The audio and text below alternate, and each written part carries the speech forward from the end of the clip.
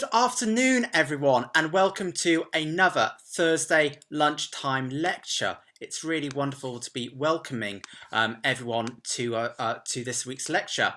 Now, this week, we're delighted that we're joined by Nicholas Thistlethwaite, who's going to be talking to us about the history of the English church organ. Now, for those of you who are joining us for the very, very first time, firstly, a huge warm welcome. It's great to have you with us. But I'm going to explain quickly how these lectures work. So, firstly, these lectures are always live streamed on our Facebook page. They're not available anywhere else live. We do make a recording of them, so if you want to rewatch them or want to share them with anyone, it's possible. You can watch it through our Facebook page or on our YouTube channel. And again, these are completely free of charge to watch and enjoy. Now, we never, as I just said there, these are always free. We don't ask you for any card details or anything like that. So if you see anyone trying to put any links that tell you can watch it elsewhere, and especially when those links ask you for card details, please totally ignore them. We do our best to delete them as soon as we see them, but certainly never give anyone your card details. Our lectures are always free to watch and enjoy. Now, one of the best things about these lectures is at the end, there is plenty of time for you to ask our guest lecturer your questions. And indeed, I've already seen some coming in already, which is great. So throughout the lecture, if a question comes into your head, just type it away in that comment box and we'll put it to Nicholas at the end. Now, if you like these lectures, please do consider supporting us. And there's a couple of ways you can do that. You can firstly hit that like button for this video. You can share it with your friends, invite other people to come to our lecture in the future. You can see our upcoming lectures on our Facebook event page or on our website, which is visitchurches.org.uk, and on our homepage there's actually a link to the lectures. But also, please do consider making a donation to help us in caring for historic churches across England. Peter in a moment will tell you a bit more about our work, but you can donate securely through our website. You can even send a donation by text, so if you text CCT to 70331, that will give us a gift of £3. But perhaps you'd like to be one of the over 180 now people who have joined us as a result of these lectures and would like to take up one of our membership offers. So just for our lecture viewers, we're running a membership offer, and that's £3.50 per month by direct debit. Now, if you do that, not only will you get a lovely membership pack, you'll get a free copy of this wonderful book. Now, this book is by Matthew Byrne. It charts some of the churches that we've saved over our 50 years of existence, but it is wonderful. It's got some fantastic pictures in and also some amazing facts and stories about our churches. So again, please do consider joining as a member, because we'd love to welcome you on board our mission for helping protect and conserve historic churches across the country. Now, I'm going to pass you over to Peter Ayres now, but as I said, if anyone's got any questions, if you have any technical problems, comment in the box, but do also send us a direct message of myself or one of my team or colleagues will be in touch with you. But over to you, Peter.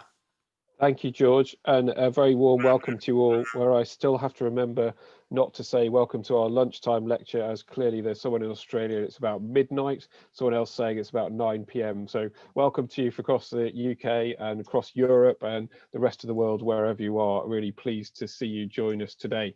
Now, some of you have heard me speak before, but for those of you who joined us for the first time, the Churches Conservation Trust is a charity who's been in existence for around 50 years.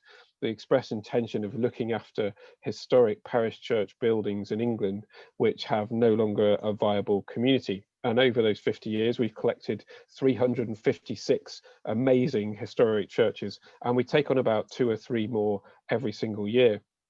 Now, we don't know how COVID-19 is going to affect particularly rural parish churches where the vast number of listed churches in this country reside, but we suspect there might be more closing, and we're working very hard with our strategy to work out how we can support communities to use and love their historic places of worship. Like many people, lots of people and charities and organisations across the world, this year has been a very difficult one for us. We've not been able to undertake many of our fundraising activities that we normally would, which obviously involve going to look at beautiful churches. We have about a £500,000 hole in our income this year, which we've been working hard to try and fill. So these lectures are free, of course, but we would love it if you could find your way to donate, either through the text messages that George given you, but even better, you can join us and get that free book as well by direct debit and help us look after these buildings into the future generations, because this issue is not going to go away, and these buildings are part of the landscape of England, really, and we need to do that. I have some bad news for you this week. It turns out that I was going to introduce our Christmas carol service, and unfortunately I've been bumped by a very famous person. I'm not going to tell you who that is, but just get the date of the 12th of December in your diaries, because we've got a very special carol service from All Saints Cambridge in partnership with the Royal School of Church Music, and it's going to be a fabulous Christmas event. So wherever you are in the world, you can join in, and all your family can join in. And I think we'll be enabling you to get the service song sheets, and you can join in with the singing as well. And there is an organ in there as well, which is the most important thing. Before I introduce our speaker today, I'd just like to say that I think that we own possibly the largest collection of harmoniums in the country. I'm absolutely convinced of it. I don't know whether that's true or not, but every one of our churches I seem to go in, there's a little harmonium sat in the corner, as well as a collection of some very important pipe organs. It's not an area where we've invested a lot because we have to spend our money keeping the roofs on, but we've been making some good connections with the organ world. And Nicholas is obviously part of that because he knows what I've been up to this week, which is great news. And I'm really pleased to welcome Nicholas Thistlethwaite. This is a man who's written extensively on the history of the English organ and other aspects of church music, and he has two books which are really important: The Making of the Victorian Organ and Organ Building in Georgian and Victorian England, which are considered to be standard works, which is great. He's had a great career. He's ordained as an Anglican priest, and he's a chaplain to Her Majesty the Queen, which is a great honour. And he's done lots of work and been on the Fabric Commission, the Cathedrals Fabric Commission for England, involved in Westminster Abbey and Canterbury Cathedral. You're in great hands. If there was one man who was going to know all about the history of the parish church pipe organ, this is the man to tell you. And I'm very pleased to tell you as well that lockdown has enabled him to learn some new skills. So this is his first PowerPoint presentation, and we're very, very proud that he's been able to do that for us. So Nicholas, over to you. Thank you very much, Peter. And good afternoon, everyone. I'm delighted to be with you and very grateful for the invitation. My title is The Box of Whistles, A Short History of English Church Organs, 1500 to 1900. It was Sir Christopher Wren who reputedly referred disparagingly to the pipe organ as a box of whistles. The story goes that Wren was furious when he discovered that the case that he had designed for the new organ in St Paul's Cathedral wasn't large enough to house the instrument which had been made for it by the king's organ maker, a man called Bernard Smith. He was even more furious when he was ordered to enlarge the case. This, Wren protested, would obscure the magnificent vista that he'd created from the west to the east of the cathedral and distort the proportions of his building, and all for the sake of what he called the damned box of whistles. He was not amused. Well, not for the last time, an architect was driven to distraction by the need to accommodate what is often the largest piece of furniture in the church. But organs are no novelty, having been used in Christian worship since at least the 10th century. In this talk, I'm going to concentrate on their use in English parish churches between 1500 and 1900. I'll say something about how this has changed over the centuries, and also consider the architectural character of organs and the contribution that this can make to church buildings. Now we want our first slide, so just bear with me while I call it up.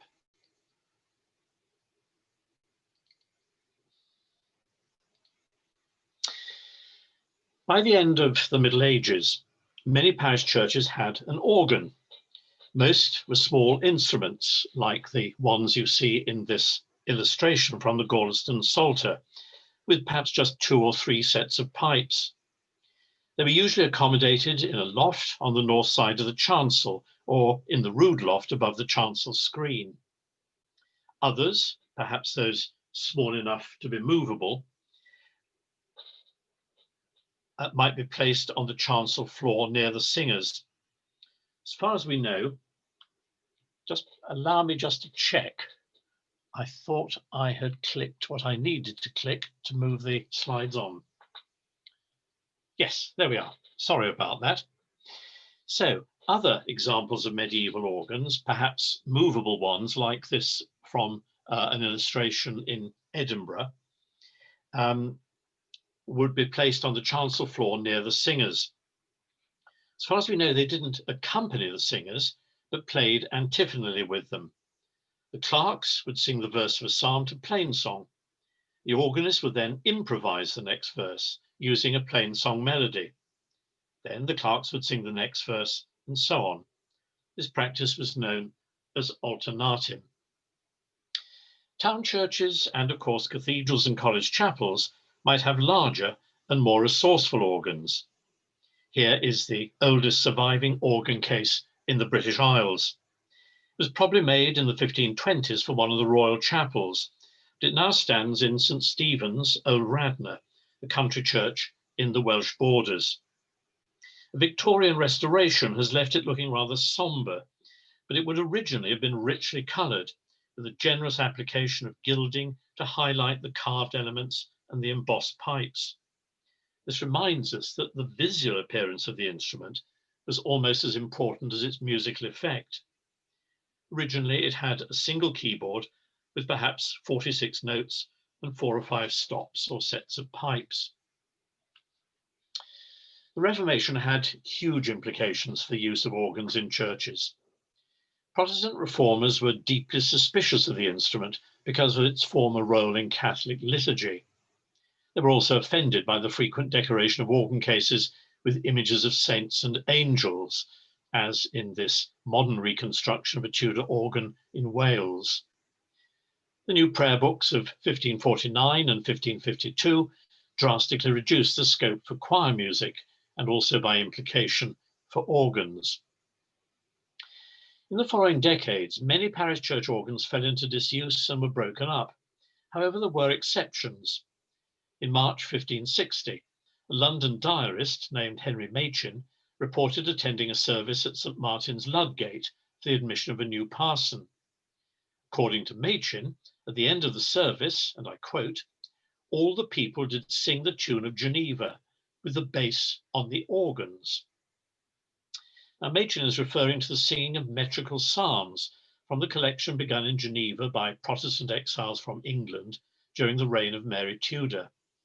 When Elizabeth succeeded her sister, most of the exiles returned, and in 1562, a metrical psalter with the psalms put into verse and set to music was issued by Thomas Sternhold and John Hopkins.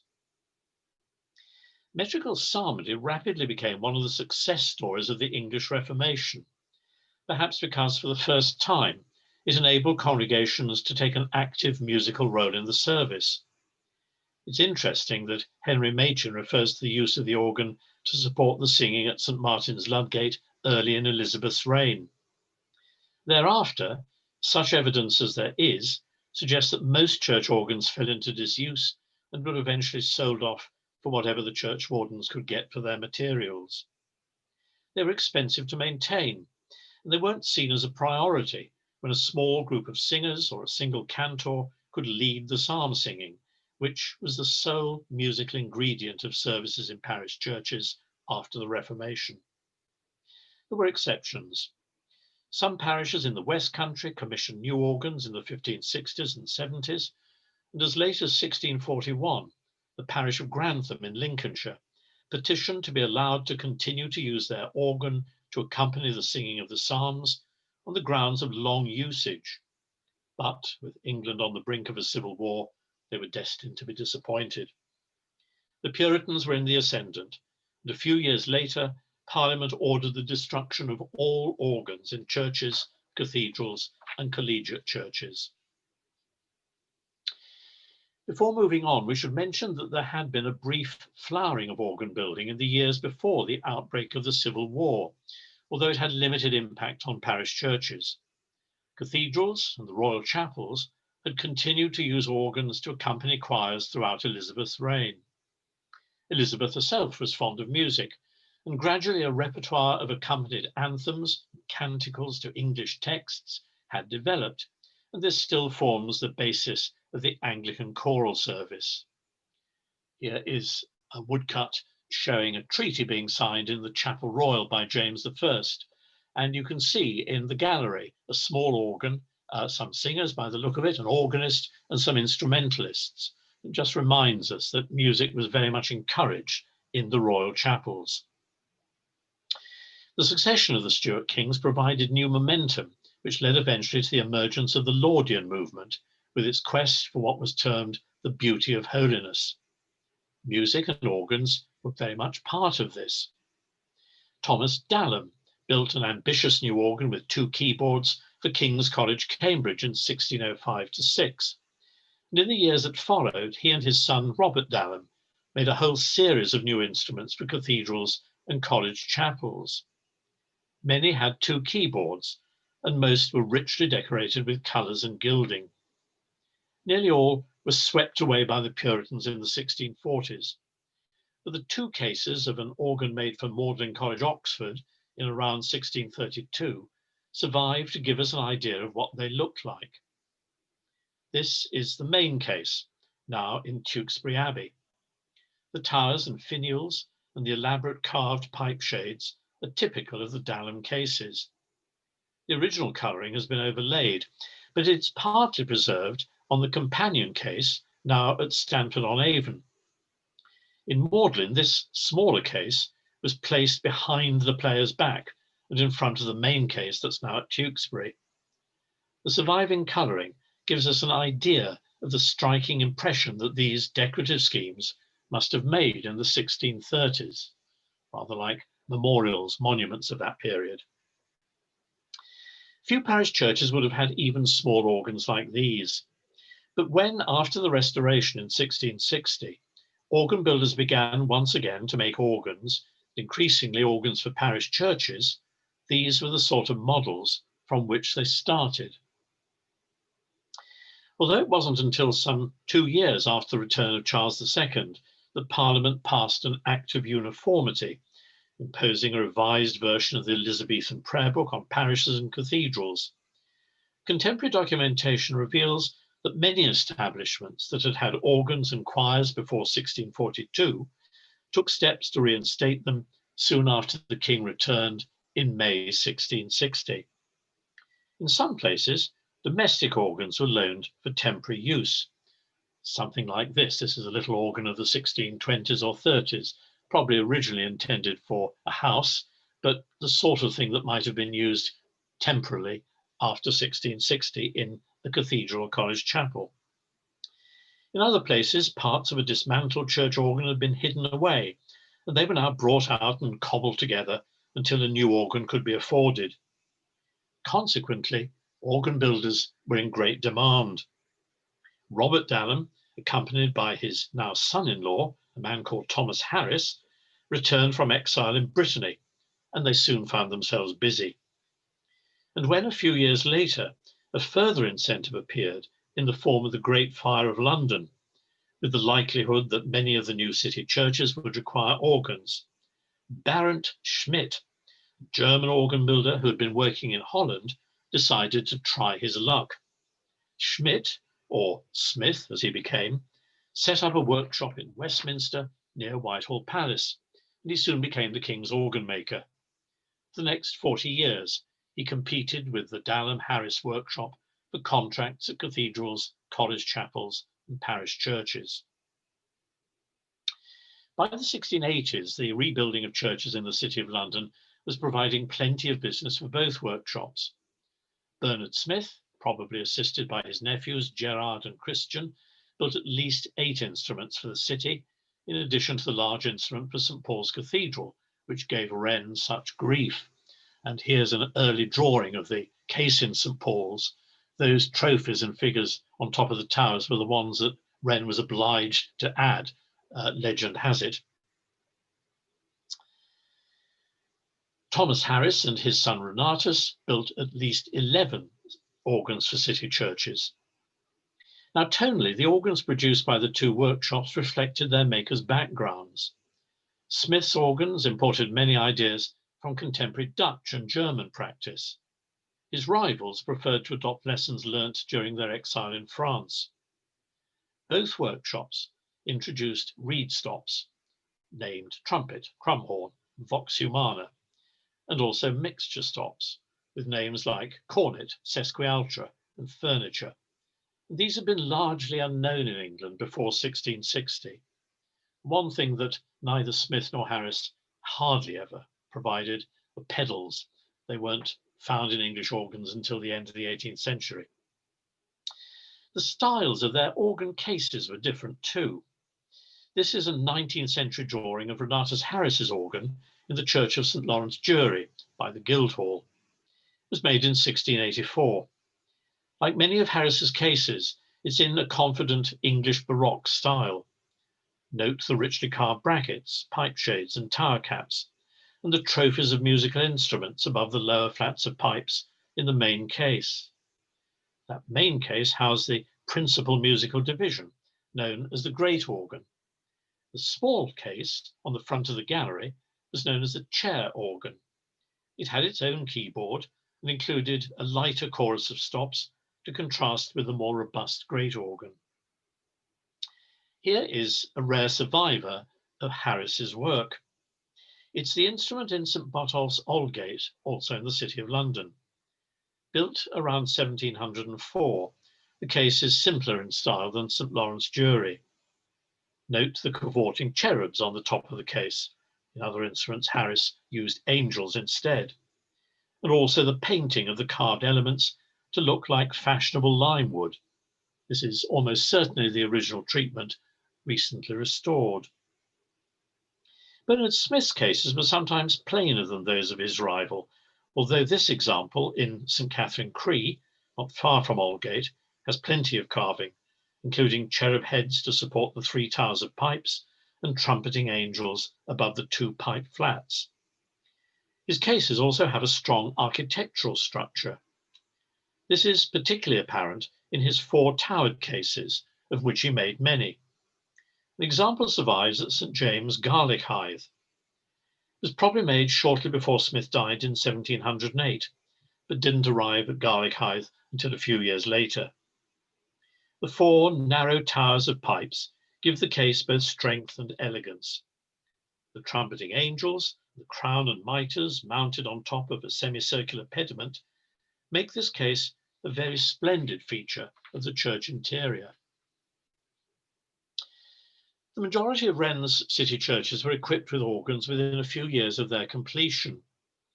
Organs remain comparatively rare in town churches outside London, though there were exceptions in wealthy cities such as Bristol, Norwich, and Newcastle, where the city corporation paid for organs and organists in the ancient parishes. And they were almost unknown in country churches. But in London and its suburbs, organs increasingly claimed a place as an essential adjunct to the ideal of Anglican worship represented by the cool, rational interiors of Wren's auditory churches, and also as a means of bringing about a reform of its musical component.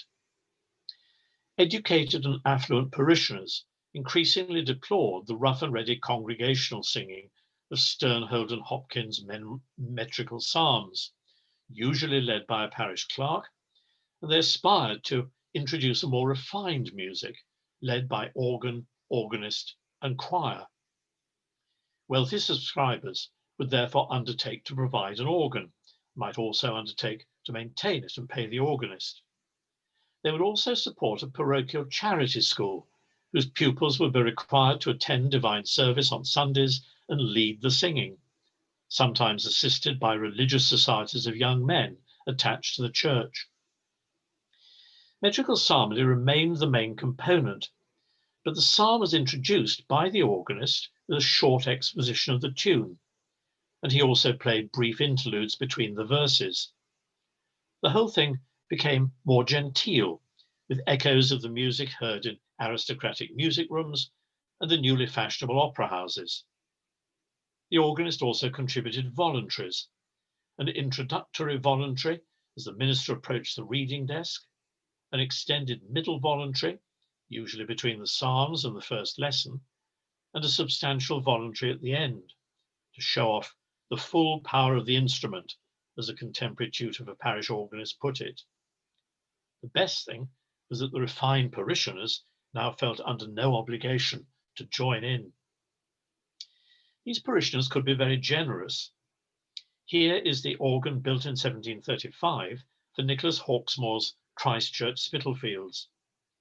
By comparison with most of Wren's city churches, the building is huge, and the organ built by Richard Bridge, who had served his apprenticeship with Harris, is the largest in England, larger in fact than any cathedral organ. It had 3 keyboards. The middle row of keys controlled the great organ, the lower set played the chair or choir organ, which in this instance was inside the case, and the upper keyboard with a short compass was for the swell organ.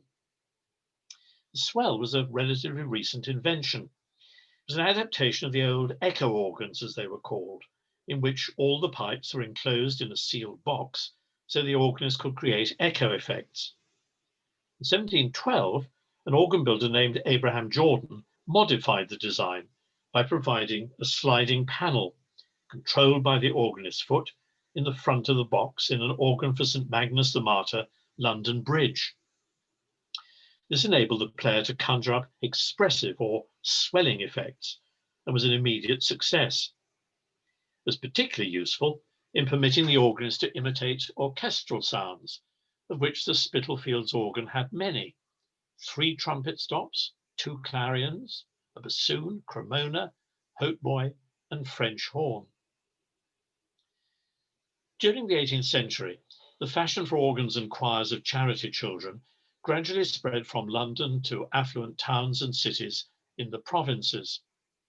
Birmingham, Warwick, Coventry and Stratford-upon-Avon in the West Midlands, Sheffield, Richmond and Rotherham in Yorkshire, Portsmouth, Poole and Southampton on the south coast are just a few of the places that overhauled their musical resources at this time by acquiring organs, often for the first time since the Reformation. Another immigrant organ builder was particularly successful in exploiting this growing demand.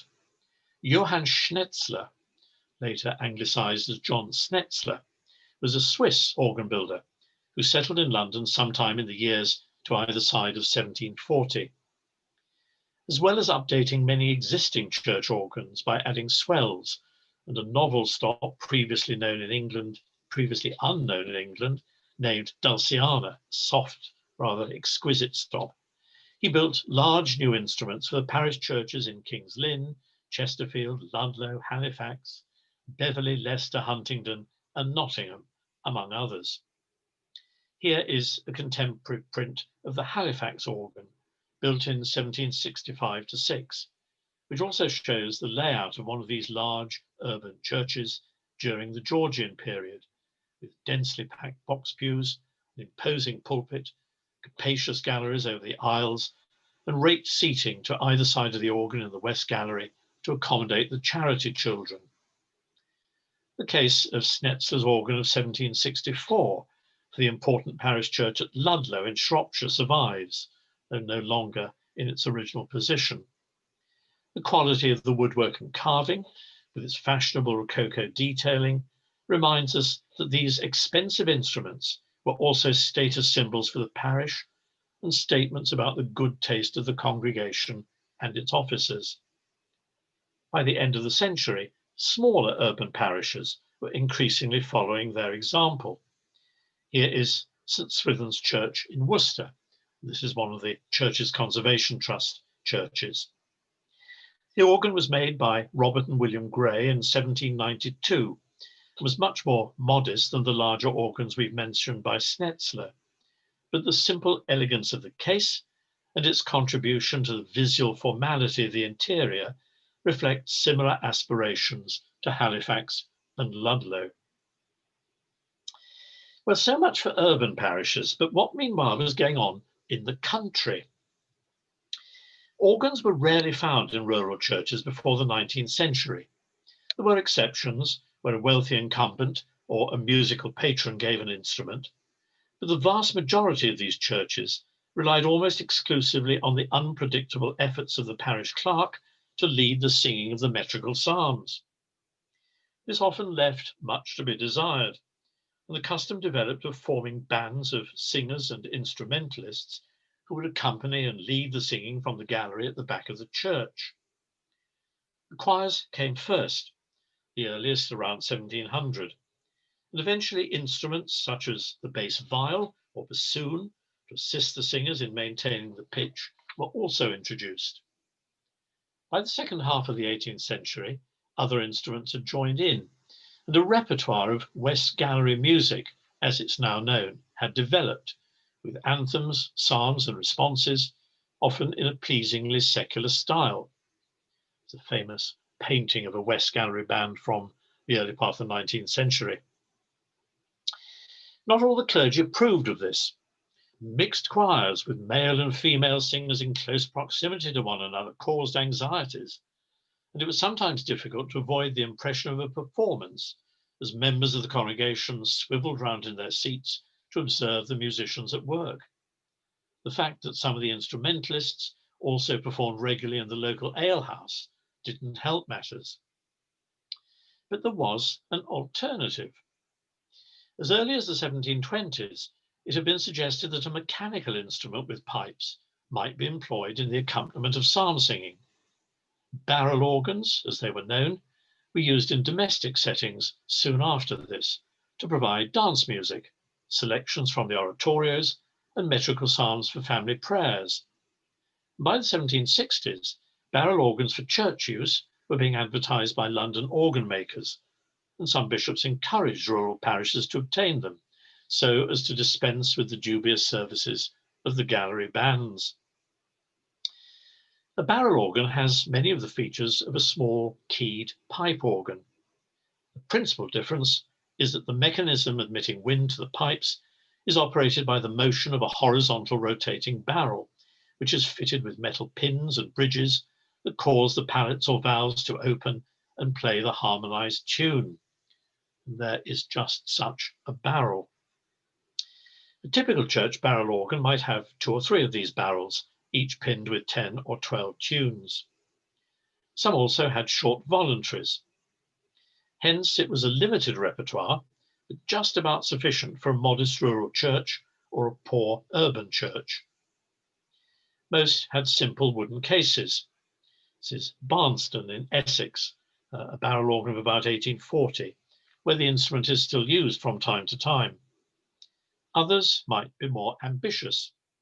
Here is Muchelney in Somerset, a Gray and Davison barrel organ of 1848. It was, of course, essential to recruit a reliable operator who understood the intricacies of the instrument, including changing the barrels mid-service and setting the correct tempo by turning the handle at the right speed. This gentleman was clearly a safe pair of hands at Shelland in Suffolk. Barrel organs came to be seen as an economical and practical solution to the accompaniment of congregations in rural parishes. They enabled conscientious clergy to restrict the role of the parish clerk and banish the gallery band. In their heyday between 1800 and 1850, they undoubtedly led to an improvement in parochial music in many parishes. Another improvement in this period, which had implications for both barrel and conventional organs, was the introduction of hymns. Ever since the 16th century, it had been widely believed that only the words of Scripture or the Book of Common Prayer could legally be sung in public worship. The crude versification of the metrical psalms might be deplored by the more refined members of the congregation, but they were nonetheless derived from Scripture and so were okay. However, under the influence of the evangelical awakening associated with names such as George Whitefield and John Charles Wesley, a considerable body of hymnody which stressed the experience of personal conversion and faith in the atoning death of Christ came into being during the 18th and early 19th centuries. The question was, could these hymns, which seemed able to touch the hearts of so many, be used legally in Anglican services? Evangelical Anglicans didn't hesitate. They compiled collections of hymns to be used to supplement the metrical psalms in divine worship. To lead their congregations in singing them, they, or a body of sympathetic parishioners, purchased an organ. In smaller parishes, it might be a barrel organ, but in more affluent parishes, evangelical Anglicans didn't hesitate to lay out their money on some of the most ambitious instruments of the period. An example would be Holy Trinity Clapham, where John Venn was rector, and an influential group of evangelicals known as the Clapham sect, including William Wilberforce among its members, worshipped. In 1794, they commissioned this organ with 3 manuals and 21 stops from Robert and William Gray. The case, proudly surmounted by the royal arms, was echoes of Bernard Smith's 4-tower cases. Note also the surrounding galleries to accommodate the charity children and a large congregation. In 1820, the legality of using hymns in divine service was finally settled by the Chancellor of the Archdiocese of York, who found against parishioners of St Paul's Church in Sheffield when they brought an action against their incumbent for introducing them. This was a positive incentive to churches to install organs, and the well-known tunes of the old metrical psalms were steadily displaced by the stirring hymns of Charles Wesley, Isaac Watts, John Newton, and many others. At the same time, musical and technological innovations led to an increase in the size and resourcefulness of many instruments.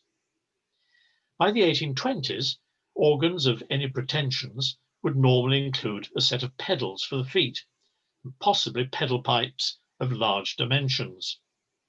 The swell organ, with its expressive possibilities, also grew in size, and organ builders introduced novel stops intended to imitate the newer orchestral instruments, such as the clarinet, French horn, and oboe.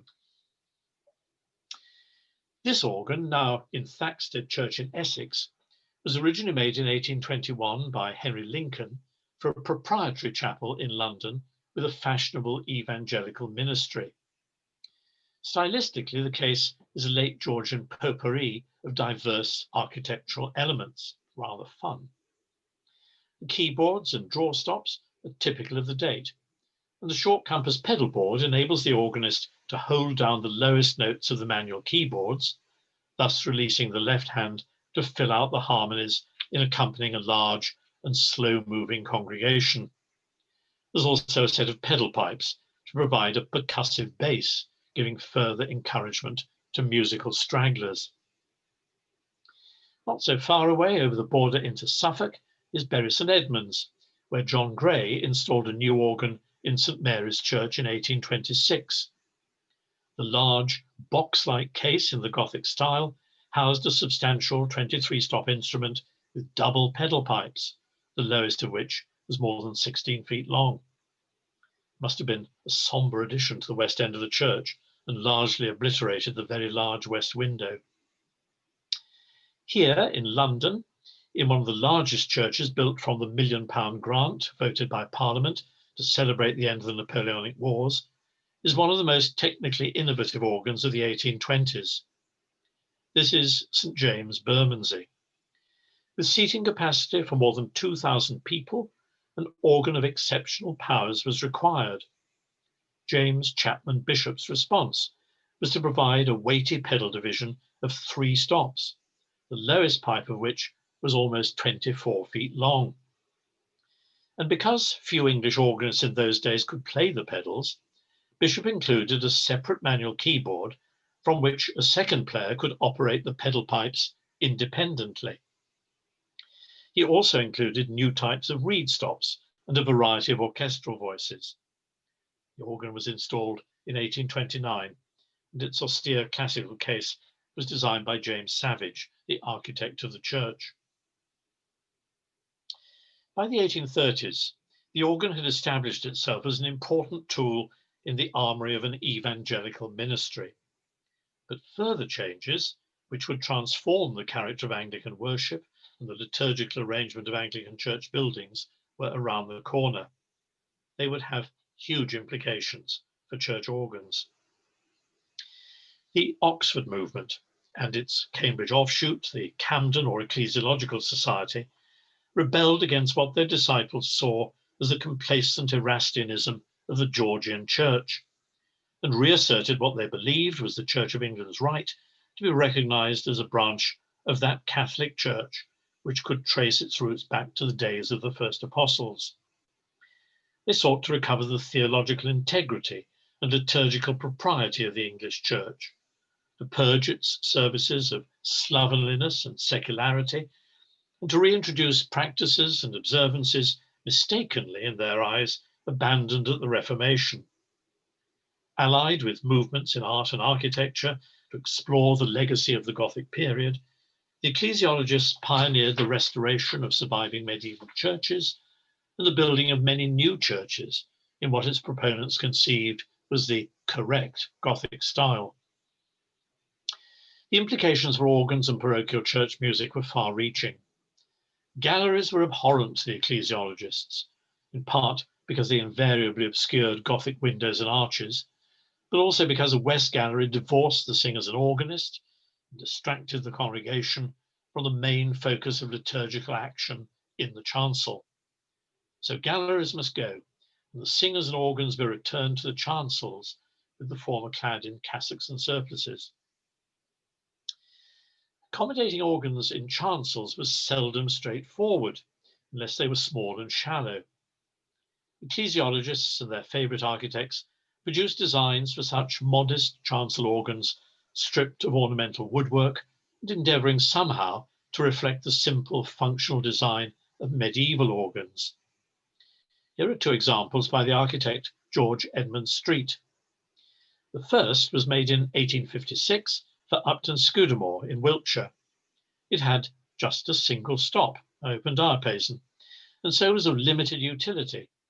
But if the incumbent's object was an instrument able to accompany plainsong, the reintroduction of which was firmly on the agenda of some Tractarian clergy, it would just about serve.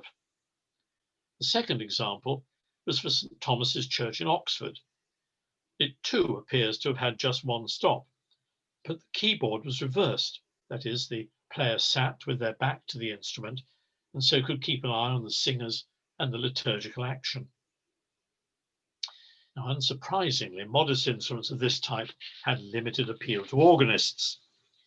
Most organists wanted all the advantages of a modern organ, which by the 1840s included German-style pedal divisions, full compass swell organs with complete choruses and 2 or 3 reeds, and a selection of flutes, strings, and soft reeds to provide orchestral tone colours. Graham Davison's organ for Sherborne Abbey was an example. It was opened in 1856, and Street's treatment of the front illustrates one of the most significant contributions of the ecclesiologists to the development of the Victorian organ case. This is the polychromatic decoration of the pipes. A letter published in the Ecclesiologist in 1849 offered some hints. According to the correspondent, the colours employed, I quote, should be few and brilliant, vermilion, blue and green being amply sufficient. White must be freely used in every pattern. The ground will of course be gold. He went on to recommend including roses and lilies, fleur-de-lis and scrolls in smaller designs, and figures of saints and angels in larger ones. Decorated front pipes were commonly employed in organs of all sizes in the third quarter of the 19th century. This is the Graham Davison organ now at St Mary's in Usk. It was built originally for Llandaff Cathedral in 1861, but it's not untypical of the larger species of parish church instrument. The heraldic beasts on the front pipes and the decoration of the horizontal trumpets with heads of monsters are striking. The other end of the scale comes the village church organ of 1862 at Thursford in Norfolk, which shows how even repetitive stencil patterns could enrich a simple and unassuming case. On the other hand, small cases need not be dull, as this exhibition organ now at Hunstanworth in County Durham reveals. The other Victorian innovation which has left an indelible mark on our church buildings was the creation of the organ chamber. The ecclesiological ideal was for the entire service, with the exception of the readings and the sermon, to be performed from the chancel. Once the surplice choir had been removed there, it became almost essential for the organ to follow. But where could it go? By the final quarter of the 19th century, Even quite modest parish churches had large robed choirs, requiring accompanimental support from an organist seated at an equally large and resourceful organ. The congregations, too, had to be suitably accompanied as they dipped into the vastly expanded repertoire of hymns for the various seasons and moods of the church's year. In many places, and assuming that no convenient side chapels existed at the ends of the aisles, the answer was to build an extension, the organ chamber, onto the side of the chancel to accommodate the instrument. This allowed the organist to be close to the singers in the choir stalls, and also to have a clear view of the priest at the altar or reading desk. It meant that the traditional organ case could be dispensed with. All that was required was an architectural screen across the archway into the chancel, and sometimes another in an archway facing down the nave aisle. Here again, polychromatic decoration came to the rescue. This is Thatcham in Bedfordshire, an organ of 1865. A low wooden screen with pipes ranged along the top to fill the arch is made a little more interesting by the application of stenciling. Some treatments had greater aspirations. This is Burnmore in County Durham, case of 1873 by R.J. Johnson, the architect of Newcastle upon Tyne. Commendably, Johnson has retained some of the architectural structure of earlier organ cases and has applied some discreet colouring and gilding to relieve the plain surface finishes of the woodwork. Johnson was a capable and experienced provincial architect. It's interesting, though, to see how a leading London practitioner rose to the challenge of designing an organ case. George Frederick Bodley had strong connections with the Anglo-Catholic movement, and many of the new churches that he designed included the provision of an organ case. So here are just 4 examples. This one is for St Augustine's Pendlebury on the edge of Manchester and was completed in 1874.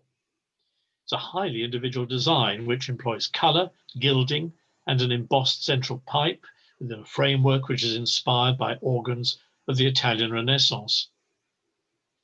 2 years later, in 1876, Bodley designed this case for another ambitious building for a wealthy patron at Horcross in Staffordshire. Again, the embellishment is striking, resulting in a type of visual enrichment that hadn't been seen in English organs since the early 17th century. St German's, Roth, part of Cardiff, was completed in 1885 and is another large urban church like Pendlebury. Here, the organ was housed in an elevated chamber in the angle between the chancel and the south transept. Bodley's case is a chancel front, in which again colour is deployed to good effect. And then here finally is a small example, Bodley's case of 1891 for St Mary the Virgin, Cheshunt. Although quite modest, it has a clear architectural form, and again, discreet embellishment heightens the visual effect. By the end of the 19th century, the parish church organs had taken on many of the attributes of cathedral organs. The reason for this was that parochial services, at least in cities, suburban districts, and the old market towns, had themselves become much more like cathedral services, with large robed choirs of men and boys singing anthems, psalms, and communion settings, sometimes canticle settings too. Congregations joined in the hymns, chosen from one of the many Victorian hymnals. And the organist was expected to play a rousing voluntary at the end by Bach or Guillemot, Henry Smart or Charles Villiers Stanford to terminate the proceedings. So we will end with a picture of the organ in St Nicholas's Chapel, King's Lynn, another CCT church, which embodies all these developments. It was built by Henry Willis, Father Willis, as he was often known, in 1900. Case was designed by J. Odred Scott. Willis was one of the leading builders of the Victorian period, and he built or rebuilt more cathedral organs than anyone else. With its colourful flute, reed and string stops, grand diapase and chorus on the grate, and a weighty pedal section, the King's Lynn organ might be described as a multum in parvo cathedral instrument. As such, it neatly encapsulates the development of the parish church organ during the 19th century. Thank you. Thank you so much, Nicholas. That was brilliant. And there's been some really fantastic questions coming in already. So thank you very much for that presentation and that lecture, Nicholas. So everyone, we're about to go into question time. So please do, if you've got any questions, comment away and we'll do our best to answer them. I've seen there's been some coming already, so that's great. Before we go into question time though, just a reminder for those of you who didn't join us at the start, if you're enjoying these lectures, please do consider making a donation towards helping us to care and look after our historic collection of churches across England. You can do that in a couple of ways. You can send a text message, so if you text CCT to 70331, that will give us a gift of £3. Now, if you think this lecture is worth more than a gift of £3, you can also donate by text by texting CCT to 70191, and that will give us a donation of £10. Finally, as we said at the start, if you'd like to become a member, you can join us by direct debit from as little as just £3.50 per month. If you do that, we will send you a free copy of Beautiful Churches, which is a really fantastic book. As I said, if you join by direct debit, £3.50 per month, we will send you that book for free of charge. Now, we're going to dive straight into our questions. We've had quite a lot, and the first question is one we got even before we started lecture during our countdown. So let's dive straight in. So let me just get it. What would organ pipes have been taken out of churches for the war effort back in the day? I don't believe it happened in this country. It certainly happened in Germany during the First World War. A number of historic organs lost their front pipes, which were usually the largest pipes, which were taken to be melted down, presumably to make weapons, paradoxically. I don't think in this country, though, that organs did suffer at all in either war. So we're very lucky, really, that we were spared that. Thanks, Nicholas. And on to our second question here. When you speak of a case being in a different place, does that mean the pipes were also moved with the organ, or was it normally just the case? It depends. I mean, up until the 1850s, let's say, organ mechanisms were purely mechanical. And so the keyboards where the player sat and the pipes that were sounded by the player had to be essentially in the same place, because there was a mechanical connection of wooden levers and rods to connect the keys to the valves under the pipes. In the 1850s, organ builders started using pneumatic actions, which still operated the original mechanical systems, but gave them a bit more flexibility. And then about 1870, the mechanical systems were dispensed with in some new organs, and purely pneumatic systems were introduced. Long runs of small bore tubing with air under pressure traveling through them operated the valves. It then became possible to remove the keys much further from the organ pipes, if that was going to be convenient for some reason. And the same sort of thing became even easier when, from the 1880s, 90s onwards, organ builders began to experiment with applying electricity, using electricity as the transmission between the keyboards and the pipes. And so, as I'm sure most people have seen, you can end up with a set of organ keys, the console, at the east end of the church in the, near the choir stalls, and the pipes may be at the back of the church, 50 or 60 feet away.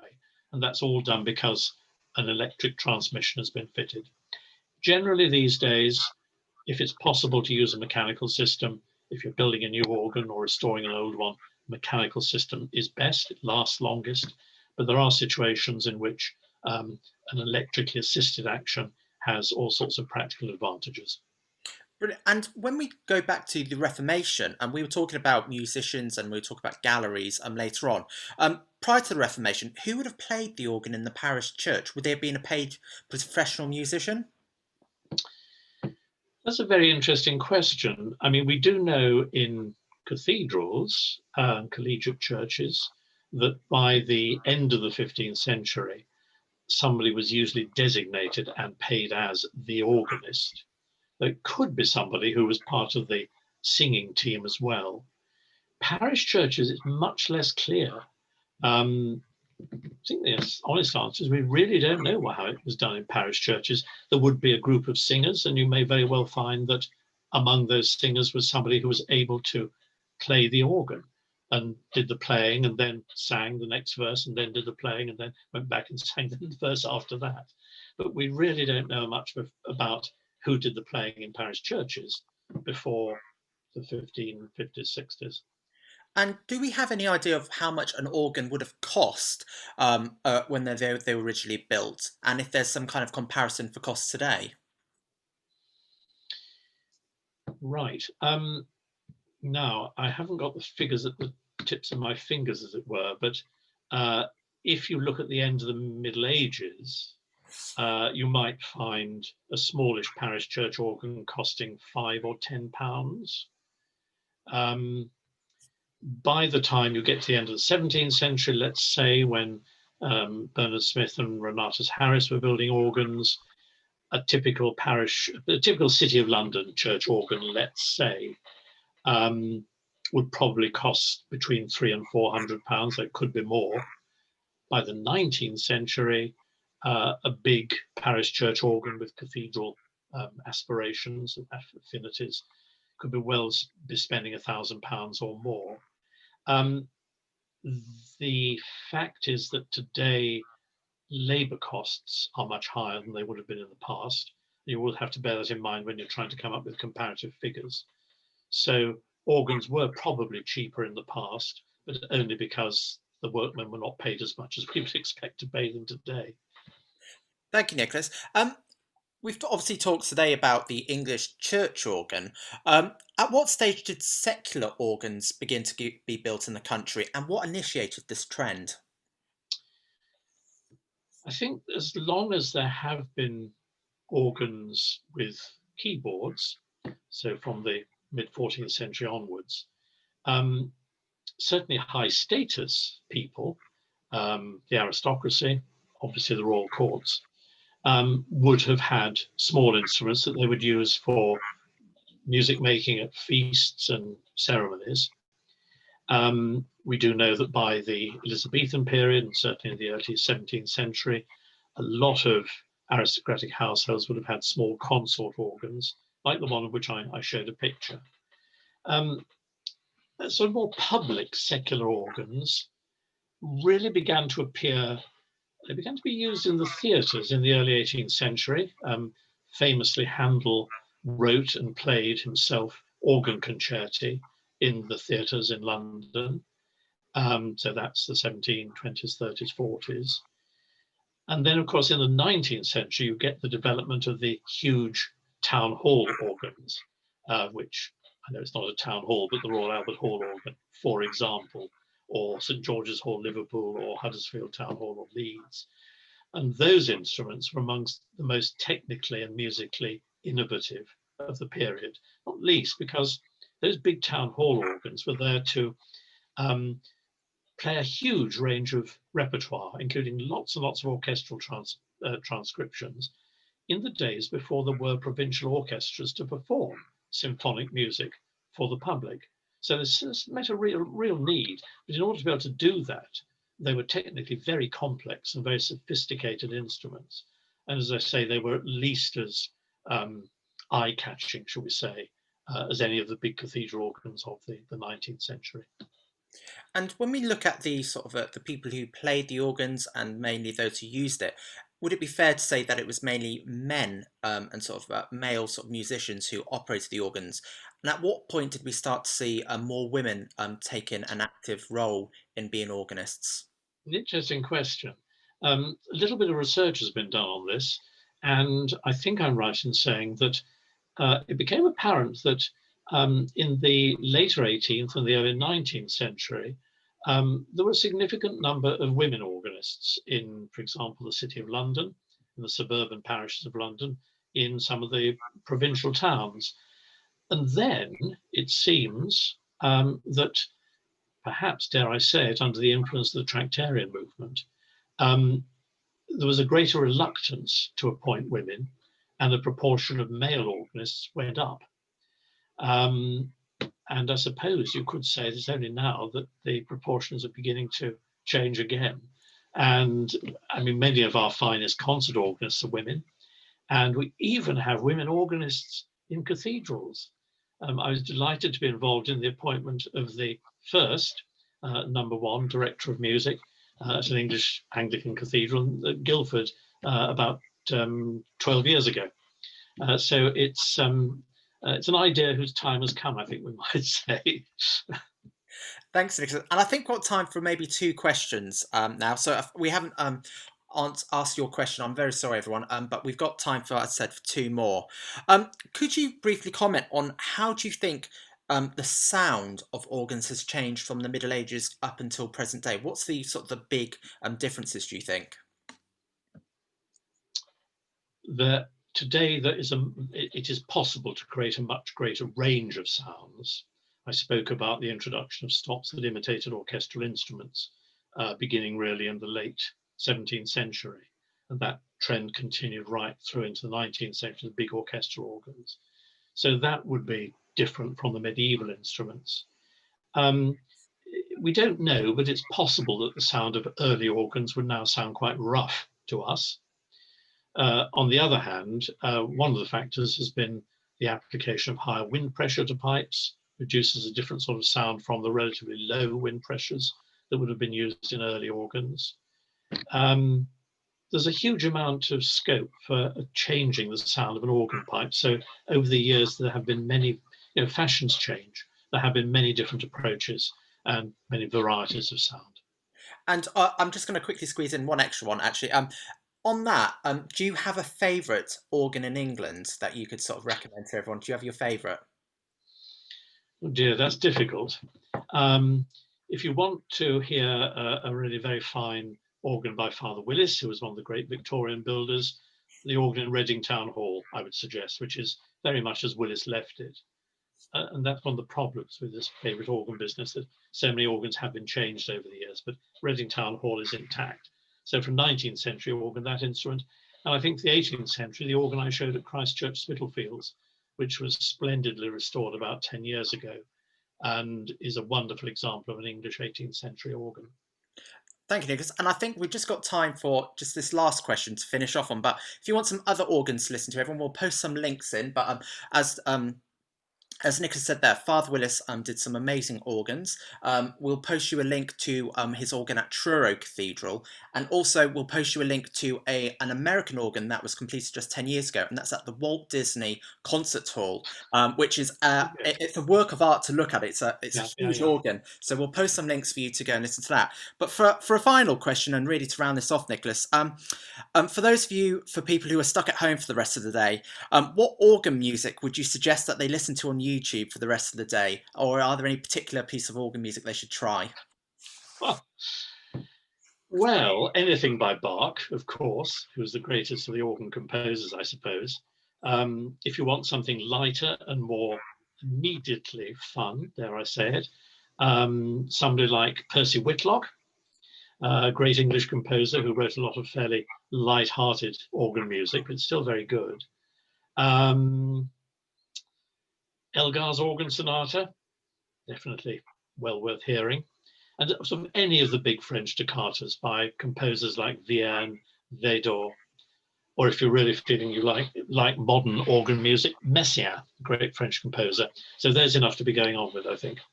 Well, thank you so much, Nicholas. And thank you everyone for your questions today. They've been fantastic. Do keep them coming, because we do keep an eye on, we do answer them after the lecture. So do keep those questions coming, keep your comments coming in. Now, next week, we're going to be looking at music again, but in a slightly different context. And we're going to be joined by Martin Renshaw, a musician, and we're actually joining him from Italy. He's over there with his partner at the moment. And they're going to be playing, I believe, some organ music for you live. There'll be some singing, and what we're going to be looking at next week is Ghosts of Music and Shades of Light, the use of the parish church. And we're looking at how music and how organs shaped the physical development of the church building. So do join us next Thursday at 1 p.m. for that lecture. Now, if you've got any ideas, any suggestions for topics that you want us to cover, do comment away. We're planning now. We've got lectures booked in for March next year, so do please send us your suggestions. Also, do make sure you look on our Facebook events page. We've put all of our lectures for December in. We've got some fantastic lectures in December. We've got 2 book launches that we're taking part in. We've got our annual lecture with Dr. Emma Wells on the 3rd of December at 7 p.m. We're welcoming back Dr. Francis Young, who's going to be talking to us about Christmas ghost stories. And to round it all off, our last lecture of the year will be looking at myths and legends surrounding the murder of Archbishop Thomas Becket. So do join us for those lectures. Again, they're always completely free of charge. But thank you once again to Nicholas for taking the time to talk to us today. And thank you everyone for joining us for another Thursday lunchtime lecture. We look forward to seeing you soon.